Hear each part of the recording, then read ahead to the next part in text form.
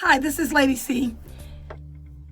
In the upcoming video presentation, I'm going to be talking about dating, courtship, marriage in the Jehovah's Witness faith, and kind of giving you an overview of what happens to so many people when they get involved with a Jehovah's Witness, not realizing that this is not just your typical religion.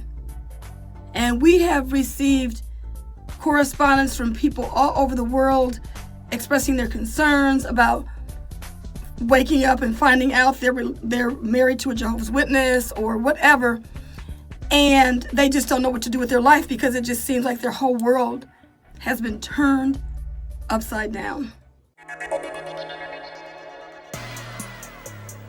You're listening to The Critical Thought, where we challenge our listeners to use critical thinking when examining the teachings of Jehovah's Witnesses. Okay, so there's three different scenarios that I'm going to give you about a Jehovah's Witness. Okay, so the first scenario is a person that was raised as one of Jehovah's Witnesses, and they're ready to get with the Jehovah's Witness program, but they realize that there's not that many marriage partners in the organization. So what they're going to do is they're going to snag this unsuspecting person that's not one of Jehovah's Witnesses and hope to get married. And then when they're married and they decide to get baptized now, they're not considered marrying out of the truth. The other scenario that I'm going to talk about is the individual that has been disciplined by the Jehovah's Witnesses and they are disfellowshipped, and they have to stop living in sin, as it were, because this is a lot of the people we talk to, people that I got to get myself together, I got to get back to the witnesses. And so they may already be married to their significant other, or they realize that they need to get married because they're living in sin. And so that's the second one. And they're going back to the Kingdom Hall. And then there's a rather rare occasion when you'll get a person that's just already a witness. They haven't been disciplined or anything like that, but they just go out and they marry somebody that's not one of Jehovah's Witnesses. So those are the three types of scenarios that I have personally seen in my involvement in this religion. So for those of you who are married to Jehovah's Witnesses, because we have received email correspondence from these types of scenarios. We've had people that were married to a Jehovah's Witness, and that person decides they want to practice their religion again. We have a situation where individuals are dating a Jehovah's Witness, and they are committed, their heart is committed to this person, and they're in love with this witness. But they've been given an ultimatum that if they don't follow them into this religion, then they can't have anything to do with them. So they don't want to continue in the relationship. And then we also just have people who have family members that are dating a Jehovah's Witness, and they're concerned about their loved ones getting involved, getting sucked into the religion, because they decided themselves that they were going to go and research about the Jehovah's Witnesses to help their family member. But then their family member's like, oh no, I love this person. My heart is tied up into this relationship. And so now they don't want to hear anything that their family member has to say about Jehovah's Witnesses because they don't want to lose their relationship with this person that's a witness that's trying to go back to the Kingdom Hall. So this is the other types of scenarios that we're getting.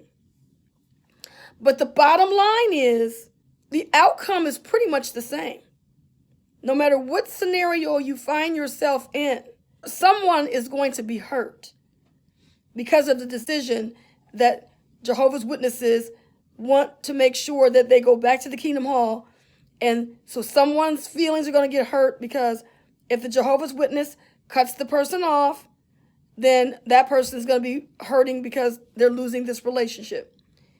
If a person goes back to the Kingdom Hall, they're already married to a person that's not a witness, and they decide to go back to the Kingdom Hall and start practicing. Well, their spouse, their whole life changes because now no holidays, no birthdays, and just the life just changes. Where this one individual that wrote us talked about how he and his wife They had a nice life. They had good friends. They celebrated the holidays with his family, and life was good. And then all of a sudden, his wife comes home and says, I'm going back to the Kingdom Hall, and I'm going to serve Jehovah. And so now all of that has changed. Now she doesn't want to have anything to do with their old friends anymore, and he just doesn't understand what's going on, because most people don't know that. One lady who's living with a man who the man is saying, if we don't get married, I got to move out. She's just thinking that the Jehovah's Witness religion is just a regular religion. She has no idea what she's up against. And he wants to marry her. And so she doesn't realize that because he's going to be the head of her house, she's going to be in a mess, because now she's going to have to deal with this submission thing. And he's already told her that there's 2 friends that she has right now that she's not allowed to talk to anymore. So it's already starting. It's already starting.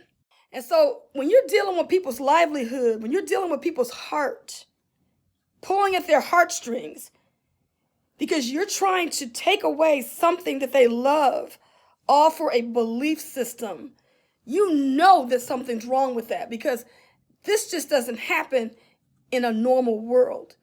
In a normal world, people are allowed to find the love of their life and be with that person without any strings attached. But with Jehovah's Witnesses, that's why we're doing these videos, is because you need to understand what it's all about. The Jehovah's Witness religion is not all about going to church.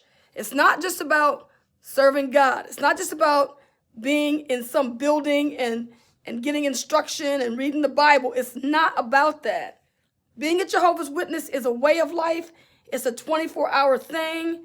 You're always on the clock. You always have to answer to somebody because of your actions. No matter what a Jehovah's Witness thinks or feels, they know that if they are doing something questionable, something that really ain't even questionable, something as simple as, I want to take a couple of classes in a college, or I want to work at this military installation over here that's just making some parts for a cruise ship, or I'm going to say happy birthday to my 99-year-old grandmother, or I'm going to just say, happy holidays to somebody at the grocery store, or tell somebody bless you when they sneeze, or something like that. This is what you're dealing with. You're not just dealing with a person that's going to church. You're dealing with a whole lot of stuff. And so, these Jehovah's Witness women, a lot of them are witness women, but not all of them are witness women, but a lot of them are. And so they're used to the submission thing. They're used to being humble before a man. And so when a lot of these men, they meet these Jehovah's Witness women, and they're like, I ain't never met a woman like this before. I like this woman. And so they don't realize that she don't got some special training somewhere, and that's at the Kingdom Hall, telling her to sit down, shut up, and not be talking back to some man. So now this man, he think, oh, wow, I got a really nice woman on my hands. And then all of a sudden she decide, I'm going to invoke this Jehovah's Witness thing in my life again. I'm going back to the Kingdom Hall. And so now all of a sudden she's back at the Kingdom Hall. But what this man doesn't realize is that she's going to be more loyal and listen to these brothers and these elders and stuff than she is to him. So it's like, what happened to this woman that was so humble and following what I said? Now, all that don't change now, because now she got to get with the real program. And the real program means she got to follow what's in the Watchtower and the Wake magazines, because you don't count. You're not that important anymore. See? So you don't know that. So you got to do your research. And not only that, but let me say this. It would just be so nice, because of all the correspondence that we get from people that are talking and dating these Jehovah's Witnesses, and then they wake up and realize that they're living a nightmare.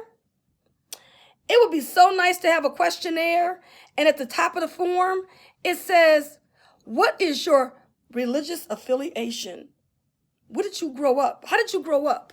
What religious affiliation did you grow up with? Because once people find out that they're dating somebody that was a Jehovah's Witness, grew up as a Jehovah's Witness, believes in the Jehovah's Witness philosophies, let me tell you right now, you better run. Run as fast as you can, just like Forrest Gump, baby. Get up out of there. So I want you to stay tuned to some future videos, because we're going to do a whole series on this, because people just need to know what is going on with the Jehovah's Witnesses, and we're just so tired of people, just suffering because of it. And we want to help people to understand what's going on and what to expect when they are involved in a relationship with one of Jehovah's Witnesses. This has been Lady C. Thank you for being in my audience. This program was sponsored by Critical Thinkers.